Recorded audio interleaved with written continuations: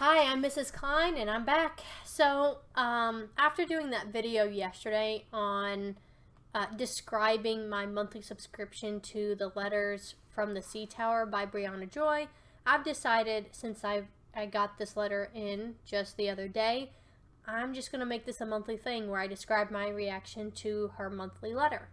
And then, people can decide if that's, if this is something they want to subscribe to, or if they want to go back and purchase one of the archived letters that from one of the previous months, because you can just buy a singular letter if that's what you prefer. So this is, I already showed this yesterday, but this is the envelope that my letter came in for this month, for the month of July. We're in July now, right? Yeah, for the month of July. And you can see that it has really pretty, really pretty ink stamps, as well as really pretty postage stamps. Okay. And this letter is about Beatrix Potter, and it is specifically, it talks about a little bit about the stories she wrote related to Peter Rabbit, and but she more so talks about the TV show that Peter Rabbit was made into, and she talks about Beatrix Potter's life. So really this letter is more about the author than the actual stories, okay? And she describes her appreciation for the author, Beatrix Potter, and that the, as a child, it's just a childhood nostalgic reading that she had. I have not personally read the Peter Rabbit stories, or watched them growing up, but she describes the nostalgia of it and how, her stories, how Beatrix Potter's stories gave her a fascination for nature and art. And then she goes into extensively describing Potter's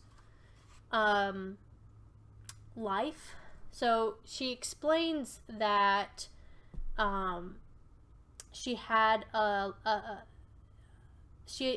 Potter experienced a lot of difficulties growing up, so that includes just having a lot of discrimination based on being a woman and not being able to go into the job that she wanted. She wanted to go into the sciences, and I think nature related sciences, and just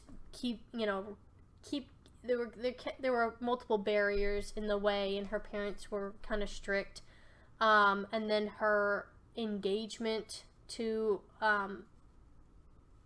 what was probably the love of her life, he died suddenly.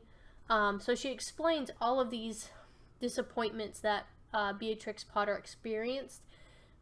But then the really nice turning point of this letter is when Brianna says that Beatrix dogged all of her life by disappointments. She nevertheless faced an inhospitable world with indomitable creative energy, right? Finding it impossible to do what she would, she did what she could, and it was not nothing, right? Her books have been translated into so many languages, and she remains one of the best-selling authors. And then it says that she devoted her later years to conservation and used her book royalties to save the Lake District properties from developers, and then gave over 4,000 acres to the public upon her death. The stories she wrote and illustrated radiate an enduring playfulness and charm, but the story she lived was quietly feisty, a slow sorting through griefs, a long push back against all the voices saying no, a mountain climb. And this, look how gorgeous, right? Man, that's gorgeous. So how do I feel about this, right? There are other letters that have hit closer to home for me. But what I like about this letter is, right, the lesson that she's trying to convey, I guess the moral of the story here for her, is the persistence, right? That despite Potter's consistent disappointments in life, she never stopped trying to do what she loved, right? If one way was blocked for her, she found another way, right? She couldn't join the sciences, so she became a storyteller and of nature, right, with the Peter Rabbit stories, right? And she became a conservationist. So if one avenue was closed to her, she found another avenue. And even despite losing someone she loved, she still went on to make great accomplishments with her life, which is kind of a testimony to this woman's perseverance, which is meant to be heartening, right? To, you know, give the rest of us a reason to keep going, despite, you know, if one person can do it, so can we all, right? To overcome our circumstances and still accomplish great things, even despite great disappointments in life. And so that is a really beautiful moral and story to tell. Yeah, that was nice. And it's gorgeous. So I definitely appreciate it. And then, what is the kicker for me, because I also subscribe to her poem, right? So those are two separate subscriptions.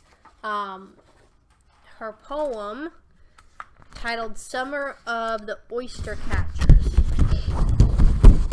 Oh, and I just love Brianna's poetry. I mean, I'm a teacher, but I mean, everybody has their expertise. I know a lot about poetry. I, over the years, have gained a better understanding of poetry, but obviously it's not my forte. You know, I'm not a poet myself. I sometimes write poetry just for myself, but, you know, I don't do it for a living, right? And she does it for a living. I mean, I don't know how much poets really make, but maybe not much of a living, but she definitely is very, very good at it. I'm always appreciative of her poetry. Oh, her poetry. Maybe one day I'll do a little video on just discussing some of my favorite poems that she's written, because she's also published a book of poetry, which is wonderful, and I own. But the poem this month, I think she chooses poems that will kind of tie to the letter. They're not specifically, these poems are not specifically written to go with the letter, but she writes poetry, and then I think she chooses, this is what I think she chooses like poems that kind of have a similar topic or thread or idea that might go with the letter, okay? And these are not previously published. You know, these are letters that she's written, but she has not published in other things yet, to my knowledge. And this poem is titled Summer of the Oystercatchers. And I don't want to read the whole thing because I feel like that's so personal to her. I would imagine if she wanted people, I mean, if you like her poetry, you should subscribe to her, right?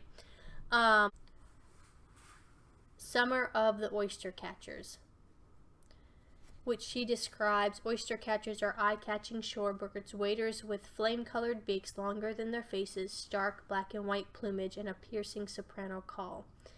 And she says that she and her husband grew attached to a pair of them one summer during lockdown. And I'm not going to read the whole poem, but I'll read the first and last couple stanzas. She says, every day that summer, we circled the big lake in our shoes while the sun was going down slowly and the starlings were massing. Why is it that anything that can love you back has skin full of veins and a beating heart that must stop beating?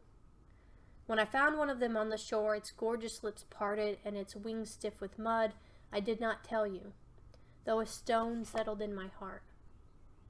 I'm asking why everything lovable is perishable. I am asking about the oystercatchers with their beautiful mouths. I am not going to accept any answer. And I mean, it's a beautiful poem. This one hit me, I would say this poem hit me harder than the letter.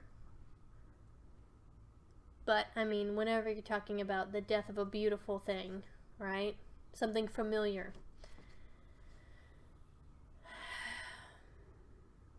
It's always going to hit hard, right?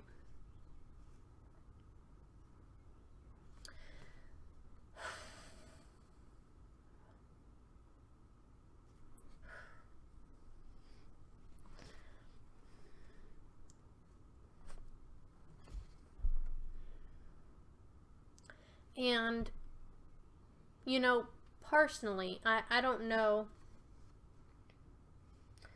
Maybe as I get older, I'm getting more sentimental, right? And maybe as I get older, you know, as you get older, you experience more death, right? I think when you're young, death seems like such. It seems like I felt so callous toward death, and maybe that's the younger you are, the truer that is. And maybe that's just a a natural way to protect young people protect themselves, right? That's just maybe a biological thing, right? That the younger you are, the less experience you have. Unless you've had a very unfortunate childhood. You know, I had a very sheltered childhood, right? And but it definitely I definitely felt more callous toward death when I was younger. You know, I don't want to generalize. Maybe this isn't true for everybody. Maybe it's just true for me. But I felt very callous toward death when I was younger, especially as a teenager. And maybe now it's different because I'm a mom.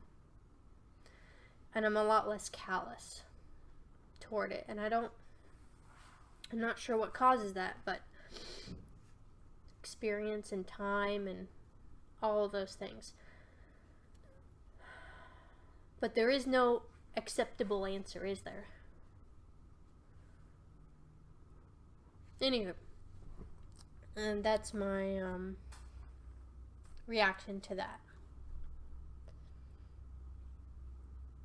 You know, there doesn't have to always be an answer, right? Some things just are. And maybe in the afterlife we'll have an answer. Maybe we won't. Some things may never be answered, but